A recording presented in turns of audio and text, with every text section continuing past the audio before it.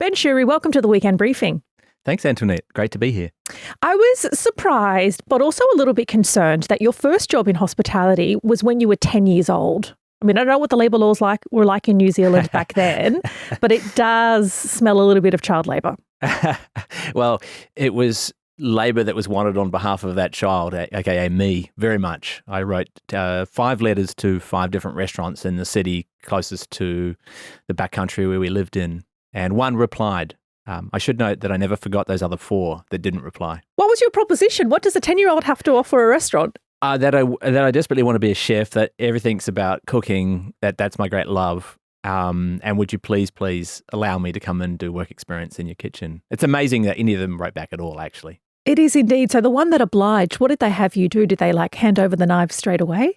They were pretty great. They were, I think they were a little bit loose. I mean, the kitchen, coming into that environment as a 10-year-old, and people were dressed sort of like pirates, with bandanas and chili pepper aprons and things that are, be very corny these days. But and the food was fishermen's baskets, lasagna and things like this. But they had a lot of fun with me. There was a dumbwaiter between the 2 levels of this restaurant, and they would put me in the dumbwaiter and send me down to jump out and scare the bar staff on the ground floor. But I just remember it was sort of intoxicating immediately because, these people were sort of, although they didn't have a lot of power, they were kind of in control of this one part of the restaurant. And you're talking about the waitstaff there, all the chefs. Who are you talking about? The chefs, the kitchen. Yeah, there was just a different language, a different sense of community, and sort of an anti-authority kind of feeling in that kitchen. And I can pick that up as a 10-year-old.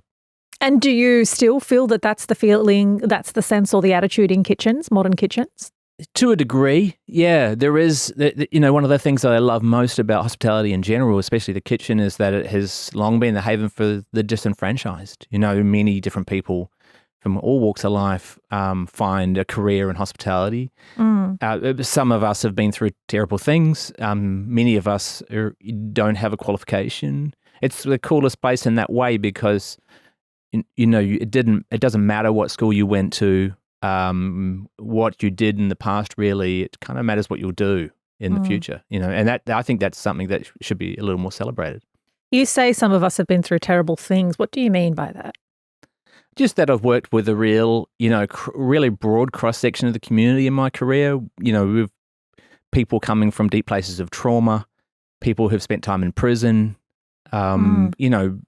people of all nationalities and people of different colours, and just a really broad section of the community that perhaps is not always echoed in other places. You've been voted Australia's #1 chef. You were voted that a couple of years ago. And I know that you're a Kiwi, but what we do in Australia is once someone gets really successful, we claim them as our own. So I'm going to say you're Australia's most successful chef and you are our own. But interestingly, one of the things that first caught your attention or that you thought was, super fabulous, or your family did, was lasagna. Lasagna and bolognese, you continue to make the case for bolognese is one of the best meals in the world. What is it about these dishes, which could be argued to be, I guess, pretty basic or pretty common, that you think is so special? Well, I love the ubiquity of them. I think that they're somewhat universal by now. And what I loved about them as a child, and this is not something, I guess, that I was observing as I was growing up, but it still remains to be true.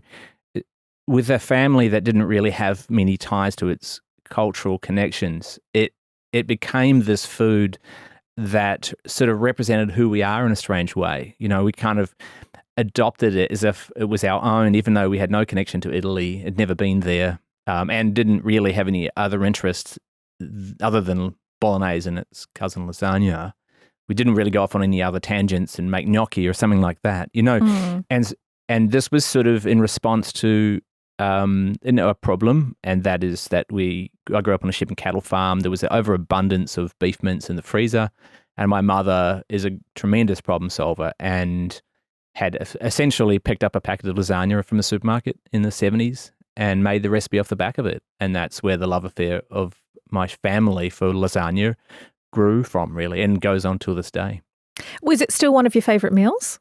It absolutely is still one of my favourite meals. And, there's a great variety of levels of lasagna and bolognese. And I guess it's something that as I travel the world, I am always seeking out, a new version of it.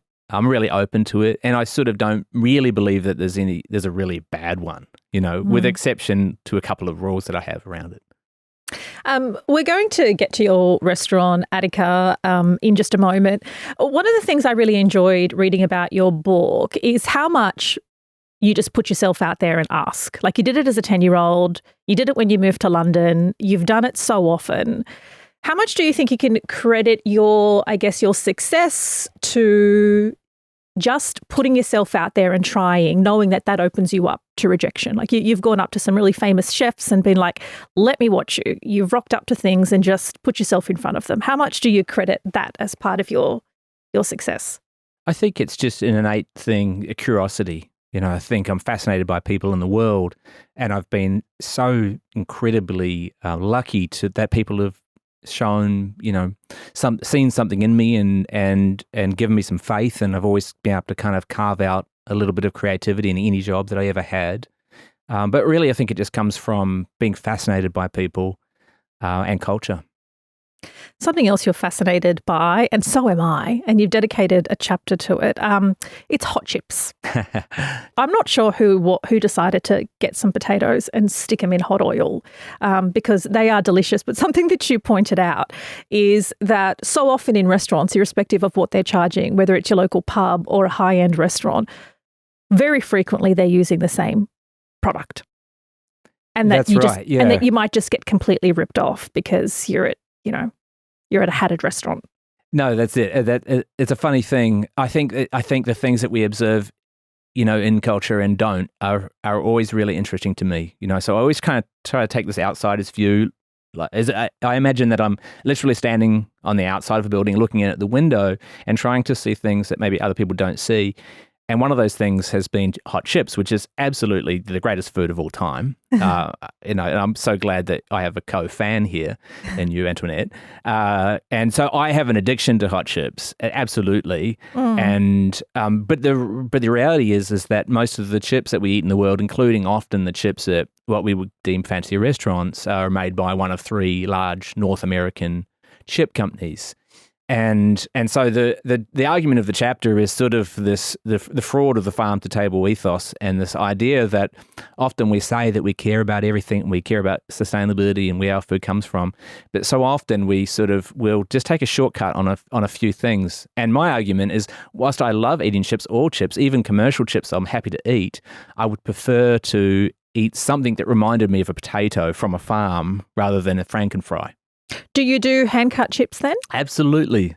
Okay. Well, we don't really have chips. We have had chips, but yes. And certainly for the book launch that we're holding shortly at Attica, we'll be making hand-cut chips, chunky ones, and they'll be really crispy and really salty. This is the decider for me. Are you a fan of chicken salt? I am a fan of chicken salt, a big fan. What on earth is it? Because it can't be chicken, because I have seen vegetarians reach for chicken salt and lacquer their hot chips in chicken salt. So it can't actually be made from anything resembling chicken. No, I'd hazard a guess to venture that it's some sorts of dehydrated vegetable powders and MSG and salt that and probably colouring. But yeah, I agree. It's definitely not chicken. Delicious, horrendously unhealthy concoction. But I'm here for it. 100%. You've worked tirelessly to build Attica, and it achieved, I'm going to call it preliminary success, and then a big kind of slap in the face from COVID, and then to come out the other end. What has been most satisfying for you? Was it riding that wave? Was it the initial success, or was it a bit of all of it? I think for me, it's always, it's so corny and such a cliche to say that it's about the journey, but really it is corny. My ability, well, no, it is corny, but I think it's still true. Yeah. I think it's like, this is the joy right now, talking to you. The next joy will be going to the market with my daughter. It's the things that we do every day.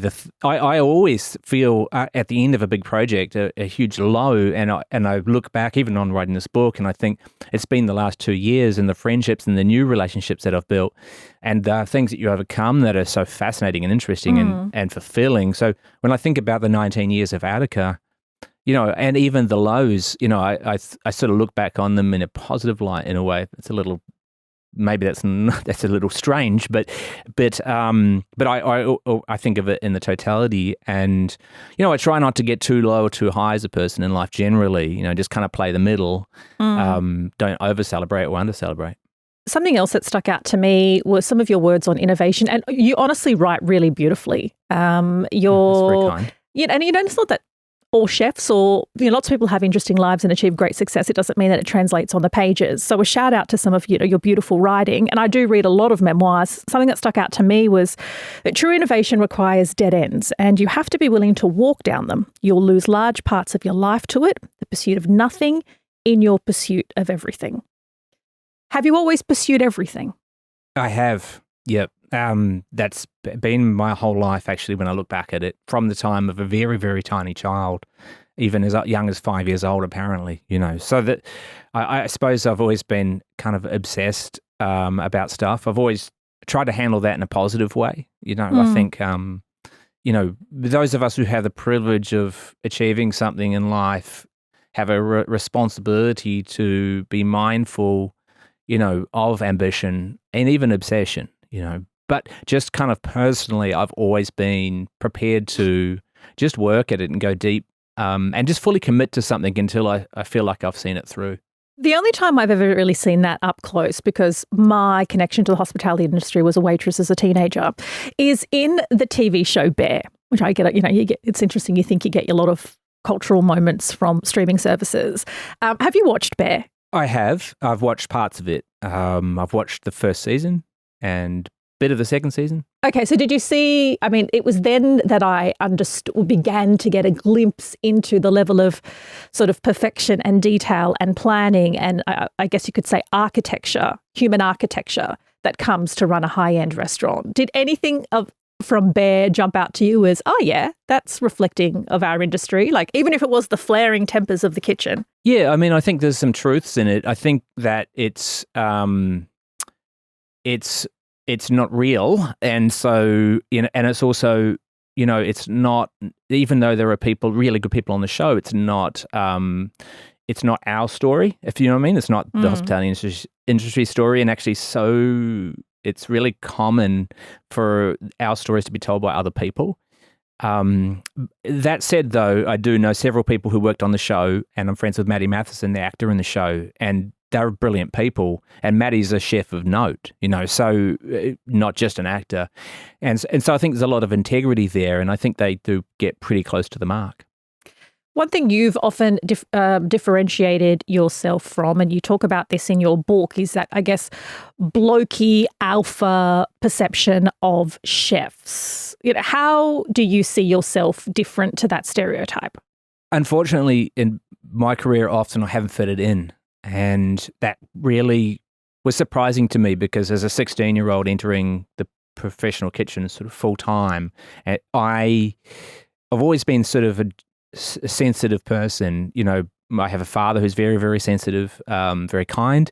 And so when I came into the kitchen the first time, it was incredibly rough, brutal, actually. And the things that the men were doing to me was shocking. What are these things? Just like being drunk on the job, frequently. Just being inappropriate in a variety of ways. Everything that kind of comes from being drunk on the job and daily drunk on the job. Just sort of yelling and bullying and exclusionary tactics. For example, I wasn't a smoker, but I was never allowed to take a break because I wasn't a smoker. So most of the kitchen would leave and have a smoke, and then I'd be forced to stay in the kitchen and work.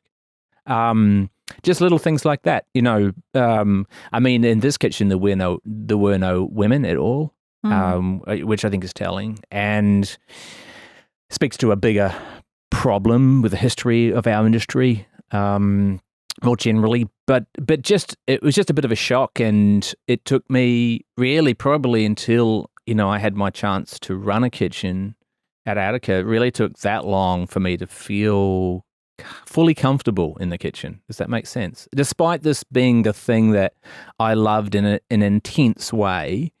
And of course, along the road, that wasn't always the case. There were definitely some great examples of kitchens run by men that weren't like that. So I don't want to say this is sort of the only way it has been in my career, but certainly the larger part.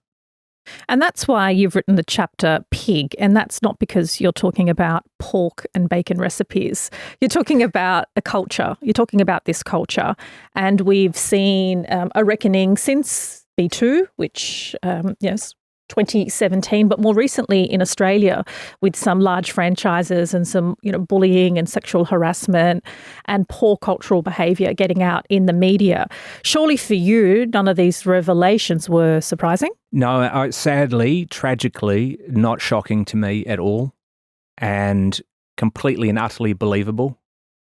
And I think there's been a little bit of a problem with our culture not believing women and victims of sexual harassment and sexual assault, not just in restaurants, but in the broader society. And I think that, unfortunately, when we hear about these stories out of Sydney, they're not surprising to me because often this behaviour is hiding in plain sight. So when we look at somebody's social media, for example, and the way that they portray themselves in their business, if they portray their business as sort of as an excessive, party type of place, I think sometimes that behaviour is being echoed behind the scenes and inflicted on the teams that they lead as well. And so for me, of course, this is enormously disappointing, as a professional. Personally, it's devastating for the victims of this behaviour and the things that we're hearing about. But and I'm glad that they have been outed in this way too. But I think a lot of us, and including media, knew about this already, and so I think there's also another question there too about who gives these people the platforms, because we've actually promoted a lot of bad actors in our industry, and we need to be more thorough. So that's not okay to me either, that side of it, So I think it really requires a bit of a holistic look at our industry and all of our behaviours. What do you think will it take for change to happen? Obviously, there can be media exposés and some call out, an embracing of call out culture, but often the success or the perceived success of businesses like this is in the bottom line, is how profitable they are, and if generally people are protected if they can make people a lot of money. Absolutely. And I think, one thing that I'm cautious of is calling out an individual, even perhaps they deserve it, but I would rather point to this being a bigger symptom of a bigger problem. Sure. And sort of try to address that issue, because when you constantly sort of drive to an individual, I think that you force those people to the margins, and not excusing their behaviour for a second, but if they get sort of, not, I wouldn't say cast out, maybe that's, depending on what they've done, that their behaviour and their views become deeper, and then they go on to kind of perpetuate that and argue against it rather than actually reflecting. So I think enabling people that have, and this is more on the minor scale, people who have just a low-key sexist mindset, if there is such a thing, I think there needs to be conversations had with those people. And I think that's upon all leaders in our industry and in society to not walk past that behaviour, but to go, hey, listen, and especially, particularly, for men, if you hear another man saying something even vaguely inappropriate, then you need to say, hey, whatever your name is, what's your thinking behind that statement there? What are you thinking about when you say that? Because I don't really understand that.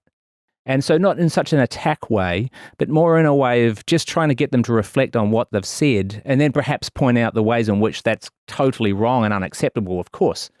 But I think it's upon all of us, particularly, the leaders, and particularly and absolutely, both legally and ethically, the owners of restaurants and bars and hospitality venues. That's where the buck begins and ends in a lot of instances, because employees, if they're not empowered and if they don't have the support of management, then nothing changes, unfortunately. What sorts of things have you had to challenge in your working life, or sorts of cultural norms you've had to massage to fit into the Atticus work culture? Well, I think just my general blind spots as a man has probably been a pretty good place to start. You just understanding that my experience has not been the same as the women in my life. and it doesn't take me reflecting upon the life of my mother, who I saw overlooked for promotion when she was the best candidate for several jobs. It doesn't take that either. That's a fact. It doesn't take the story of my wife Kylie, who's been subjected to sexual assault and sexual harassment constantly in her career. It just takes a bigger view to see women in the workplace and to think, you know what, this is absolutely my responsibility. This is begins and ends with me in many ways. And so if I don't actually make a stand on some of these things, then who am I? But also, this is not a safe place to work, and selfishly, I will lose staff, and having a gender balance in any workplace is essential to performance. So I think it's just reflecting upon your sort of daily sexism as a man, talking about it with other men, and just keeping it on the burner the whole time. I think since 2017, the reemergence of Me Too, we had this great moment then, and I hoped that there'd be a bigger change. I thought there'd be a cultural reckoning. And rarely in Australia, now in 2024, and we've heard the first story. So in a lot of ways, I think we've taken our foot off the subject a little bit, and we cannot. When I read the line that this next thing that you were going to say may land me in hot water, I was like, yes, this is the kind of stuff I love, because you take a jab at food media and food critics, and I'm going to paraphrase, so allow me to, that it all sucks, it's a pile of crap, and we shouldn't believe it. Well, no, we shouldn't believe it, we shouldn't be dictated by it. Also acknowledging that you've had some of the greatest accolades in respects to stars and thumbs up and great reviews. What is it about that ecosystem that you find most problematic? Well, I just think it's problematic in that it never really did what it set out to do. That's not really that reliable in most cases. Now, there are exceptions to every rule, right? There's some great people that write about food in the world, but largely my experience with the most powerful guides and publications reviewing restaurants has been that it's largely meaningless and not really, even as an eater, not really a dependable source of information. And the other thing that I write about that I think I even understand more acutely and is more critical since I wrote this is that the way that it makes us feel as hospitality workers to live with this pressure of, on any given night and every single year of our careers in any decent restaurant, there is the chance that a food critic walks through the door to review us.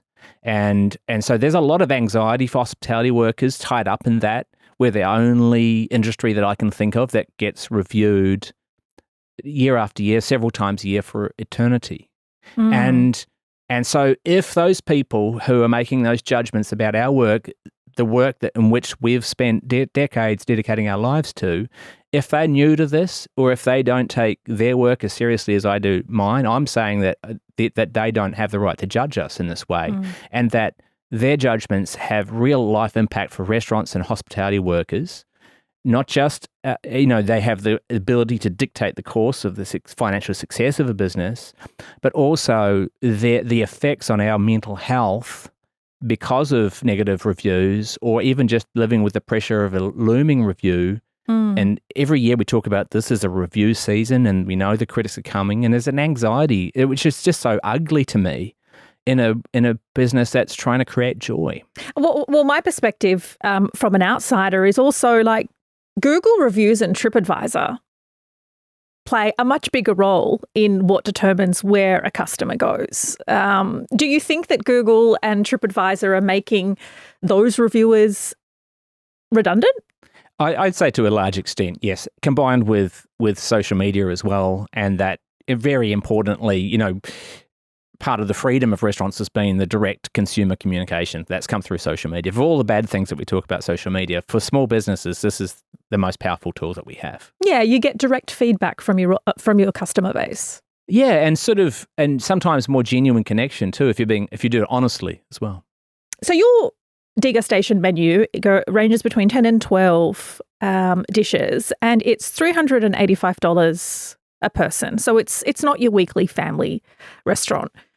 How does your business or does your business feel the impact of cost of living pressures, the rate rises? Everyone's been waiting for a drop and that hasn't come in months. Or is it a different type of customer or that special occasion customer that keeps your doors open? Attica is really unusual in the world of fine dining restaurants in that because of, I guess, its honesty and the ways in which we've been able to market ourselves over the years, there's a sort of a genuine connection with a lot of people to the business. And we've really only sort of understood that during the lockdowns, but we've always had a customer that saved to come.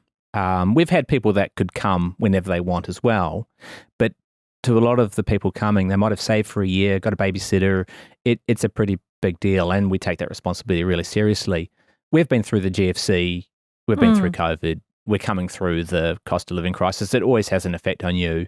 But when you've been in business for 19 years, you kind of know how to handle those ebbs and flows. And my thing is always, and I think this is true of any business in a financial downturn, is that the owners just need to work harder than ever. You kind of double down on things like innovation and keep actually investing in the restaurant. It's actually the time to invest rather than pull back. And I sort of think it's a bit of a funny view is with big business, as soon as there's a slim margin, they cut staff, they cut everything back. But I take the longer game always with it. And just coming back to your memoir, Uses for Obsession, who do you think the book is for? Because, I mean, obviously my hospitality background is very slim, and for a couple of years when I was a teenager, but I was drawn to the pursuit of perfection. I was drawn to passion. I was drawn to reflection, reinvention. But I'm curious as to who you think would benefit from this book. The book is for anybody, actually. It's not for the hospitality industry. The hospitality industry is my expert knowledge, and this is the way that, this is the lens in which I view things in the world, I suppose, or this is the way that I communicate to the world through these stories. But really, for me, it's anybody looking to, anybody who's beginning to take a creative journey that wants to know, how to survive, because that's always a tough thing, especially in Australia, small population, and, not always the greatest history of supporting the arts in the way that perhaps we should. And so for me, when I write these stories, I'm writing to a really broad audience, and because without wanting to get into the conundrum that is self-help books, I want the book to be useful and purposeful, and for people to be able to, maybe find a little bit of themselves in it and maybe find a way to move forward. Now, that does sound very self-help-like. I will agree. But the point is, I want it to be entertaining. I hope that, you laughed occasionally, because I think, it helps deal with the heaviness of life, a little humor. I'd like it to be for the plumber down the road, literally, like when I write, that's who I think of as well. I've kind of come from this very humble background, and all of these things that have happened in my life are unexpected, but I never want to forget that childhood and those memories. Well, that is a beautiful place to end it. Thank you so much for your chat, and thanks for your honesty. Thanks, Antoinette. That is it for this episode of The Weekend Briefing. It's a place where we have the opportunity to get to know the interesting and influential people behind the headlines. We want to hear from you. Make sure you leave a comment below, like and subscribe. Catch you next week.